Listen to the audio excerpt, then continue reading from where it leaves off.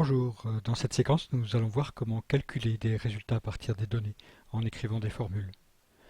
Reprenons un extrait du fichier des effectifs d'étudiants inscrits dans les établissements et les formations de l'enseignement supérieur, avec uniquement les inscrits à l'université par académie pour l'année 2012. Nous allons tout d'abord écrire une formule arithmétique simple pour calculer le nombre total d'inscrits à l'Université de Paris en additionnant les étudiants et les étudiantes.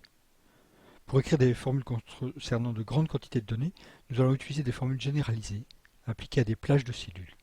Ici, nous calculons la somme du nombre d'étudiants, toutes académies confondues, en sélectionnant la zone de données voulue.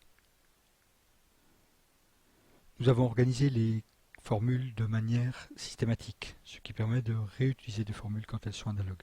Celle utilisée pour l'Académie de Paris peut être recopiée pour l'Académie d'Aix-Marseille, et ensuite pour toutes les académies.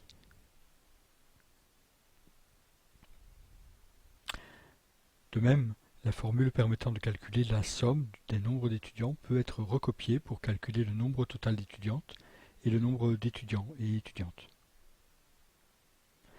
Si nous souhaitons maintenant calculer le poids relatif de chaque académie, nous devons prendre soin de bien noter que les nombres d'étudiants de chaque académie doivent tous être divisés par le nombre total France entière.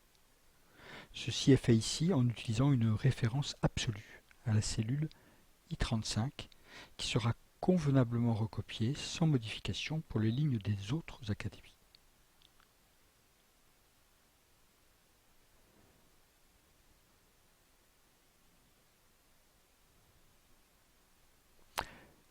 Choisissons le format pourcentage pour obtenir des résultats plus lisibles. Calculons maintenant la répartition au pourcentage des étudiants et des étudiantes dans les académies. Là aussi, il convient de bien noter dans la formule la référence au nombre total d'étudiants inscrits, cellule G35, pour que lors de la recopie vers la droite, cette référence soit ajustée relativement, et pour que lors de la recopie vers le bas, la référence soit conservée de manière absolue.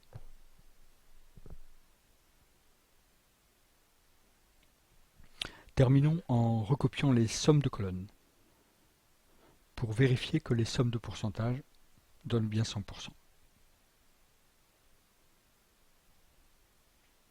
Pour effectuer des calculs plus complexes, sachant que de nombreuses fonctions sont déjà préprogrammées dans la plupart des tableurs, voici par exemple un extrait des fonctions mathématiques disponibles dans le module Calc de LibreOffice.